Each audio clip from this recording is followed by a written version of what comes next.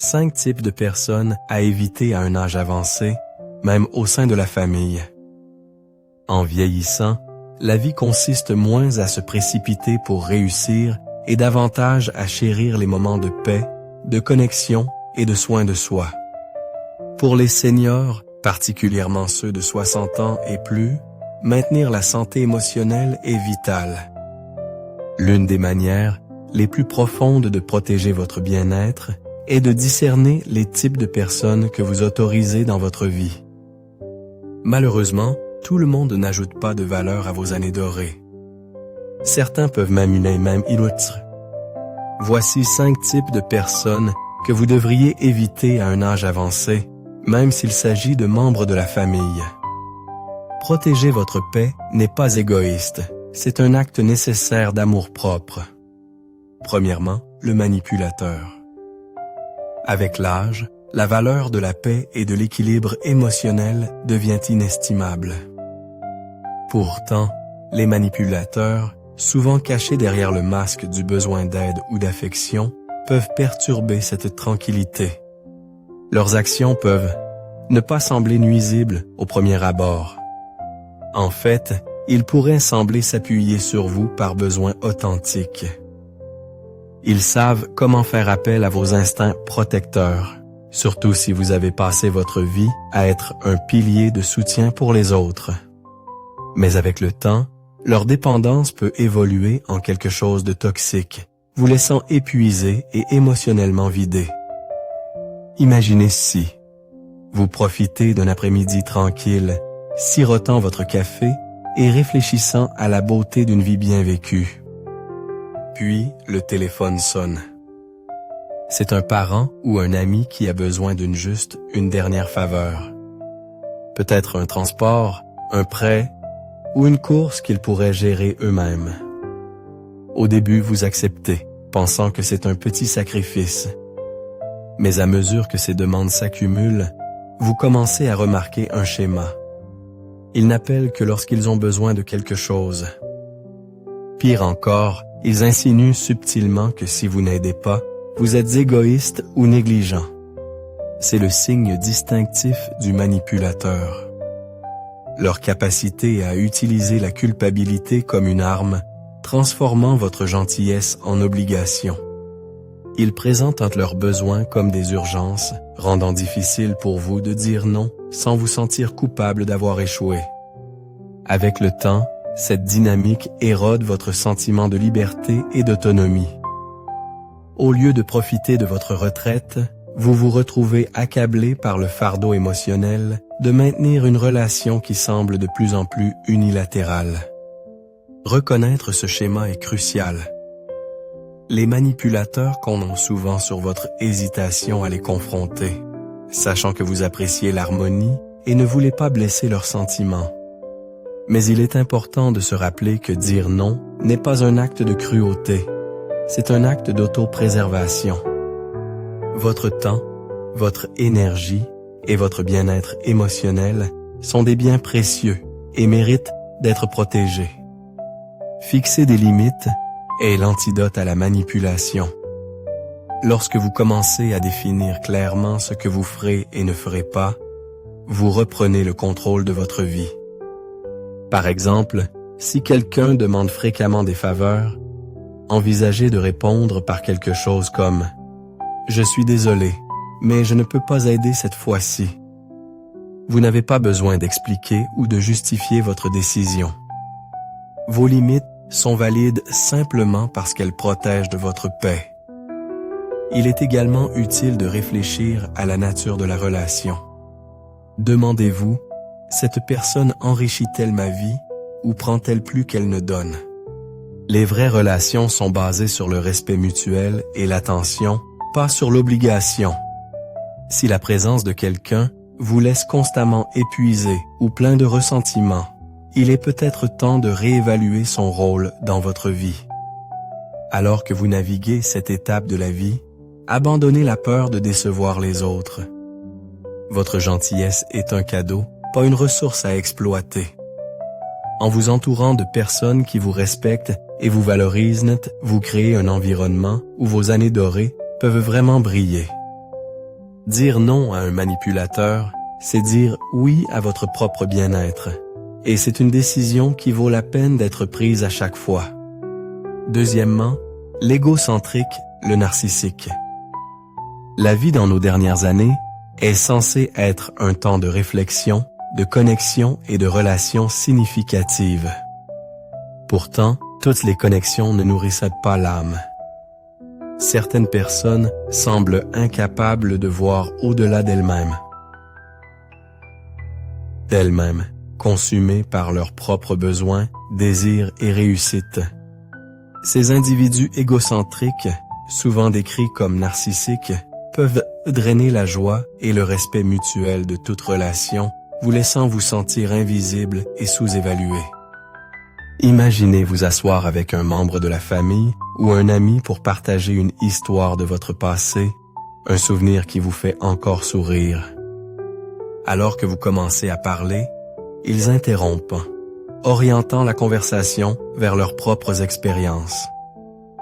Vous essayez à nouveau, espérant partager un moment significatif, mais une fois de plus, ils ramènent l'attention sur eux. Avec le temps, vous commencez à remarquer un schéma. Ils dominent chaque conversation, chaque interaction, transformant ce qui devrait être un échange en une performance solo. Les narcissiques sont maîtres de cette dynamique. Ils recherchent l'attention et la validation, souvent aux dépens de ceux qui les entourent. Ils ne le font peut-être pas malicieusement. En fait, ils pourraient même ne pas réaliser comment leur comportement affecte les autres. Mais le résultat est le même. Leur présence semble écrasante et votre voix semble disparaître dans leur ombre. Pour les seniors, ce type de relation peut être particulièrement douloureux. Ayant vécu une vie pleine d'expériences riches, vous méritez de partager vos histoires, votre sagesse et vos sentiments avec des personnes qui écoutent vraiment et se soucient. Mais un narcissique offre peu de place pour ce genre de connexion. Au lieu de cela, ils priorisent leur propre récit, vous laissant l'impression que votre présence n'est qu'une toile de fond pour leur vie. Reconnaître ce comportement est la première étape pour protéger votre bien-être émotionnel. Les narcissiques utilisent souvent le charme et le charisme pour attirer les gens, ce qui rend facile d'ignorer leurs tendances égocentriques au début. Mais avec le temps, leur incapacité à offrir de l'empathie ou un soutien sincère devient claire. Ils peuvent rejeter vos réussites, minimiser vos luttes ou ignorer complètement vos besoins tout en s'attendant à ce que vous célébriez les leurs et répondiez à leurs exigences. La clé pour naviguer les relations avec les individus égocentriques est de fixer des limites. Cela ne signifie pas nécessairement les exclure de votre vie, bien que dans certains cas, cela puisse être nécessaire, mais plutôt de limiter leur capacité à dominer votre temps et votre énergie. Par exemple, si un narcissique redirige constamment les conversations, essayez de les ramener doucement en arrière. J'aimerais finir ce que je disais. S'il rejette vos sentiments, affirmez calmement votre perspective. J'entends ce que vous dites, mais ce moment est important pour moi. Il est également crucial de se rappeler que leur comportement n'est pas un reflet de votre valeur. Les narcissiques manquent souvent de la capacité de voir vraiment les autres, mais cela ne diminue pas la valeur de ce que vous apportez. Entourez-vous de personnes qui vous élèvent et vous célèbrent, amis, famille ou membres de la communauté qui sont sincèrement intéressés par vos pensées et expériences. Ce sont les relations qui nourriront votre âme et rendront vos années dorées vraiment dorées. Lâcher prise sur le besoin de plaire à un narcissique peut être libérateur. Cela vous permet de vous concentrer sur les relations qui comptent, celles où le respect, l'empathie et l'attention mutuelle sont au cœur de chaque interaction. La vie est trop précieuse, surtout à cette étape, pour être gaspillée dans des connexions unilatérales. En vous valorisant, vous définissez la norme sur la façon dont les autres devraient vous traiter, et c'est le fondement d'une vie bien vécue. Rappelez-vous, vos histoires comptent, vos sentiments comptent et vous comptez. Ne laissez personne diminuer cette vérité, pas même la personne la plus égocentrique de votre vie. En vous valorisant et en valorisant vos contributions, vous définissez la norme sur la façon dont les autres devraient vous traiter et c'est le fondement d'une vie bien vécue. Troisièmement, le critique. Dans les derniers chapitres de la vie, l'un des trésors les plus précieux est la liberté de vivre authentiquement, en embrassant qui vous êtes et ce que vous avez accompli.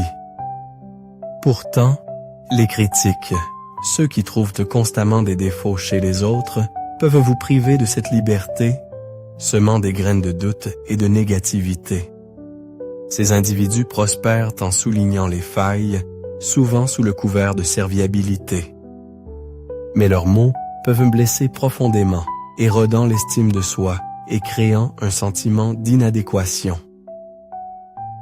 Les critiques se présentent sous de nombreuses formes. Un ami qui semble toujours avoir un commentaire sur votre apparence, un membre de la famille qui remet en question vos décisions, ou même un voisin qui ne peut résister à souligner ce que vous pourriez faire mieux. Leurs critiques peuvent te sembler mineures isolément. Une remarque sur votre choix de vêtements, un commentaire sur la façon dont vous passez votre temps. Mais avec le temps, elles s'accumulent, créant un environnement de jugement constant. Ce qui rend leurs mots particulièrement dommageables, c'est qu'ils reflètent à peine souvent leurs propres insécurités, plutôt qu'un défaut réel de votre part. Les critiques ont tendance à projeter leur frustration et leur peur sur les autres, trouvant satisfaction à souligner ce qui ne va pas comme moyen d'éviter de confronter leurs propres imperfections. Mais savoir cela n'adoucit pas toujours la piqûre. Après une vie de travail acharné, d'amour et de persévérance, personne ne mérite de se sentir insuffisant.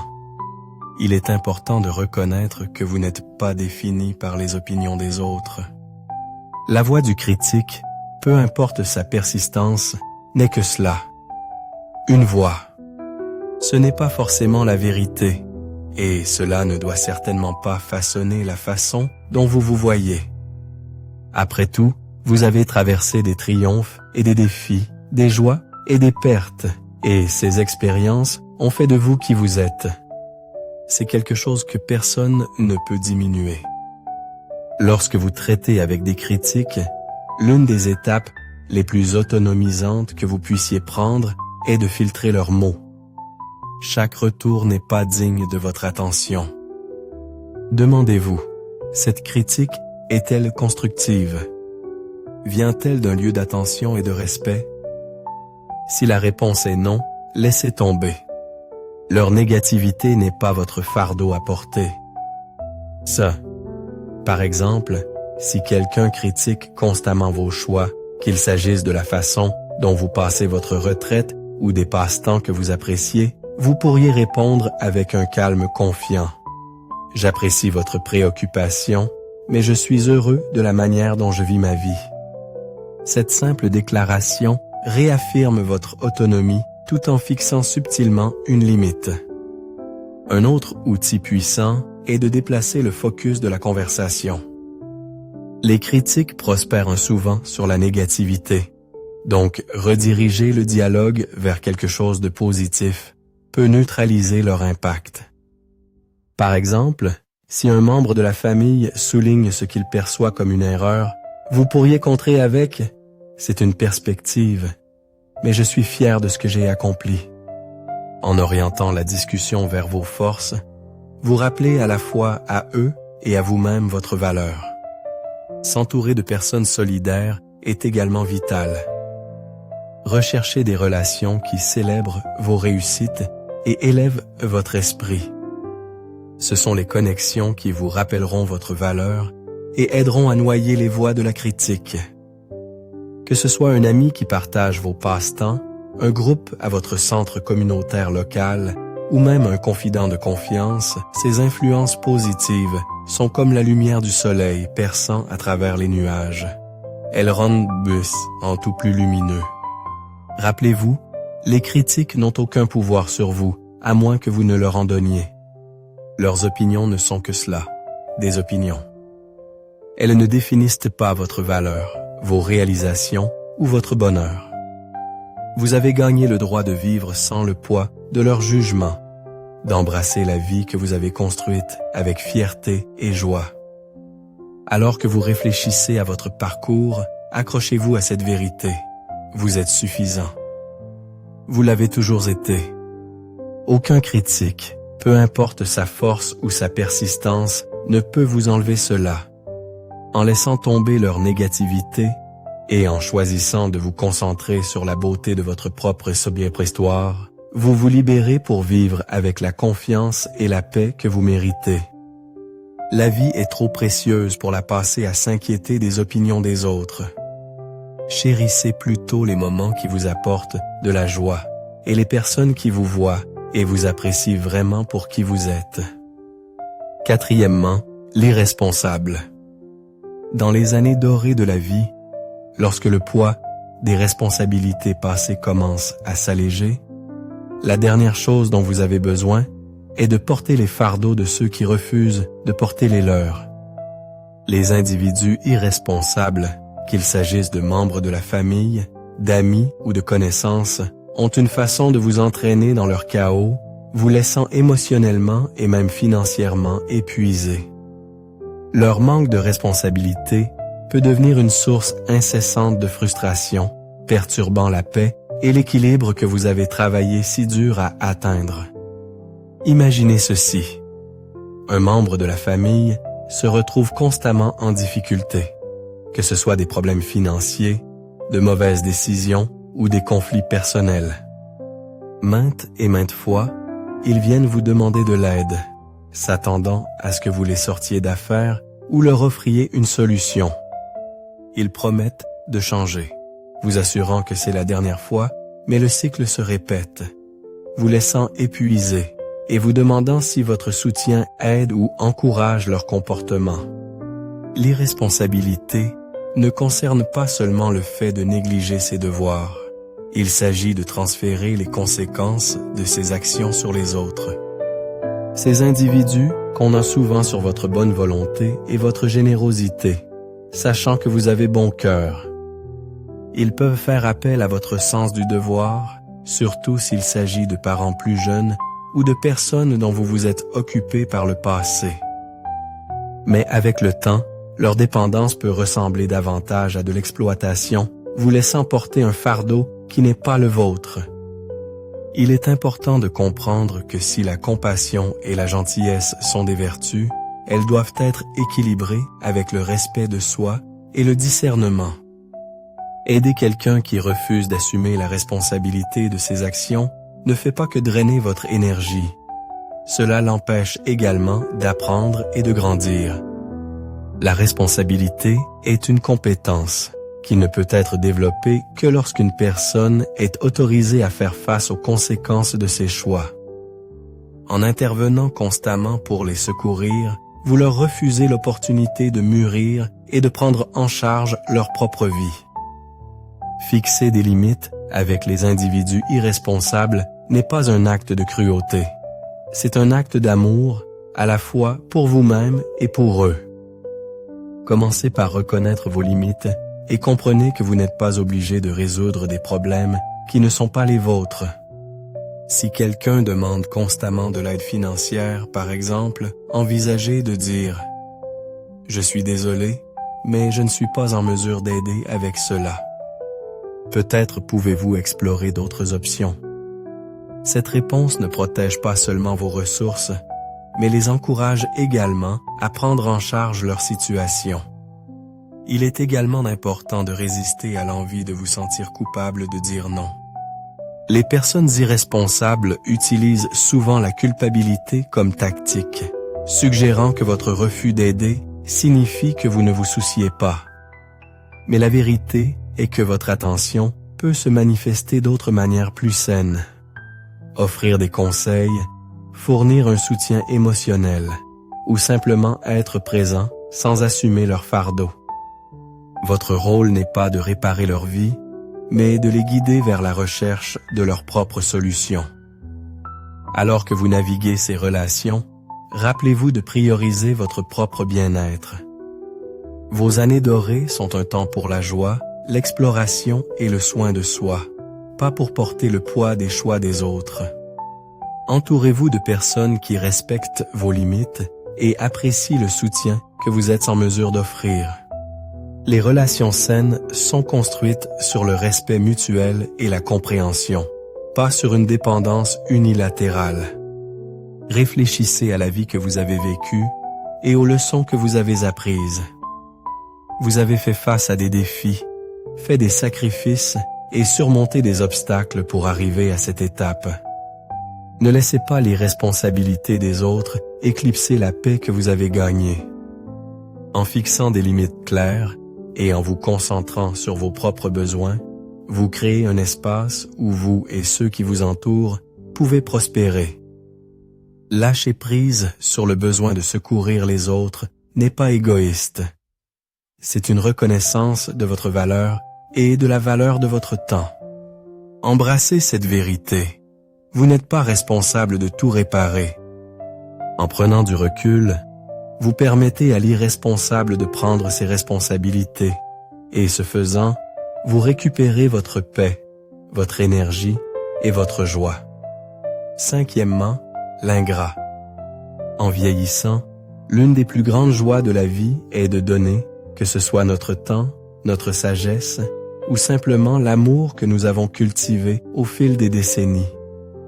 Il y a une profonde satisfaction à savoir que nos efforts et sacrifices ont rendu la vie de quelqu'un un peu meilleure. Mais rien ne pique autant que le froid silence de l'ingratitude.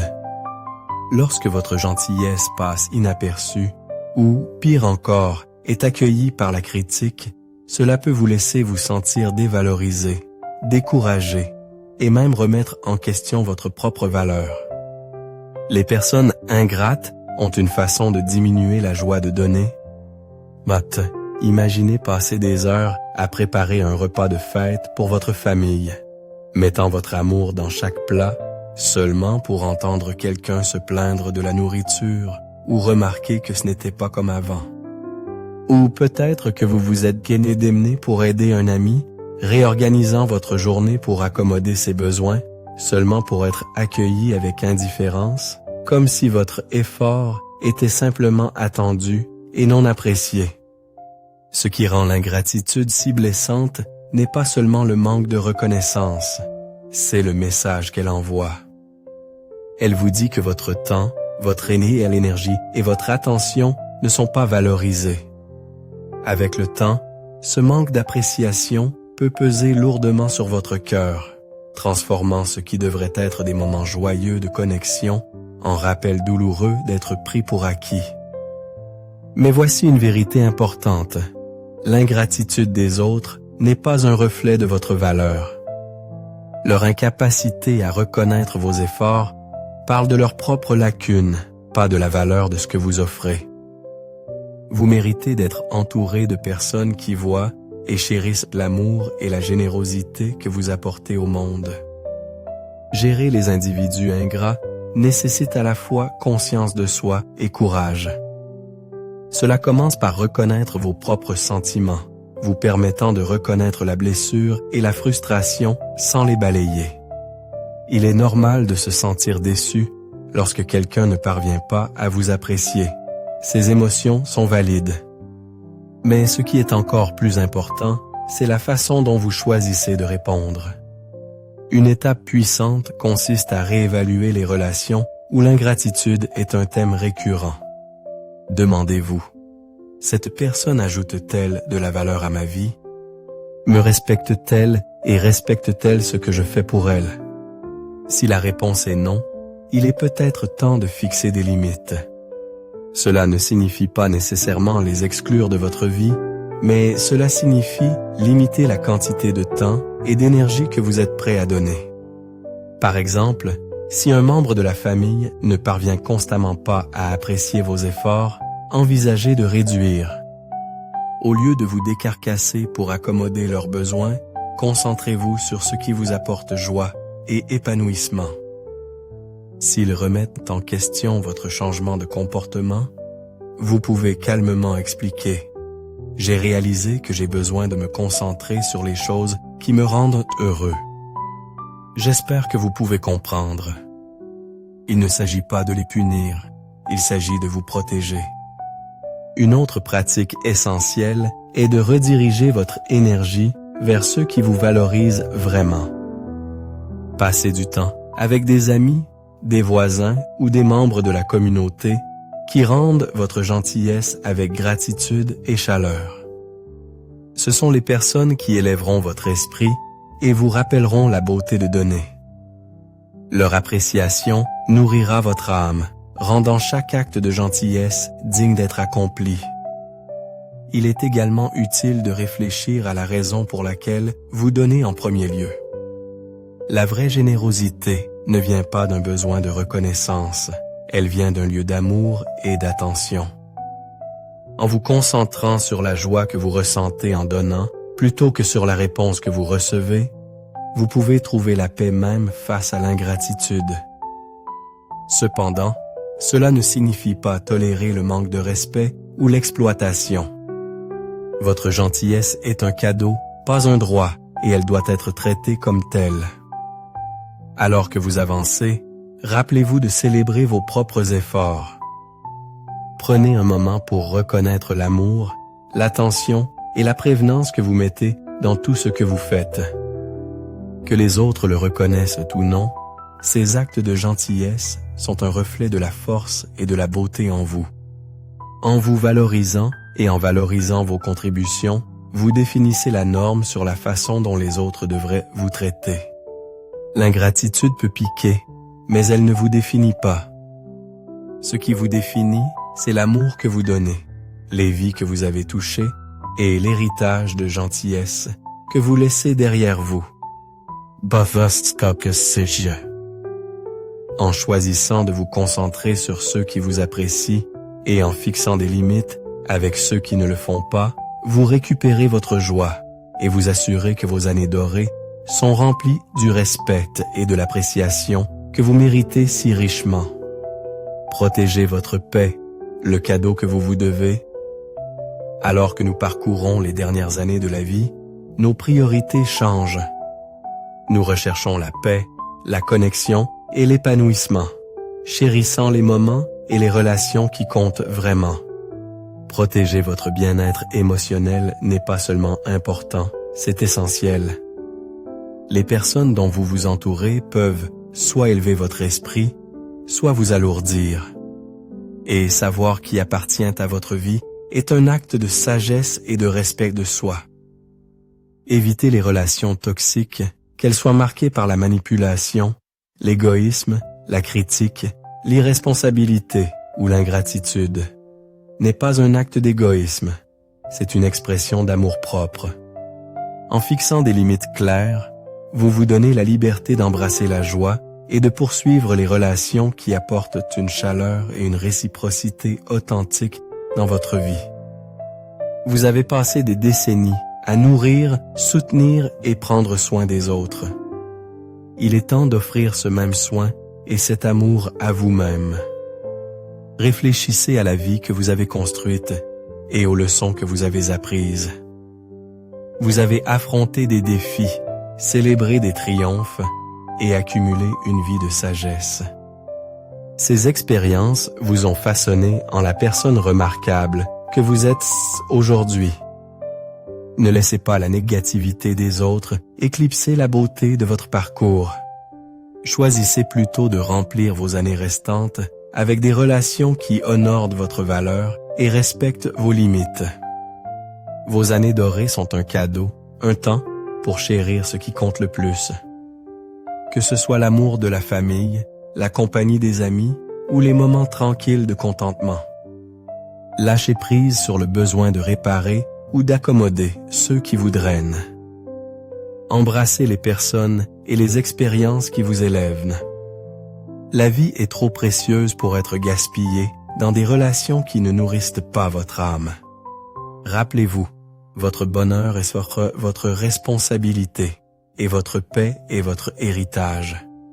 En choisissant judicieusement qui laisser entrer dans votre vie, vous créez un sanctuaire d'amour, de respect et d'épanouissement.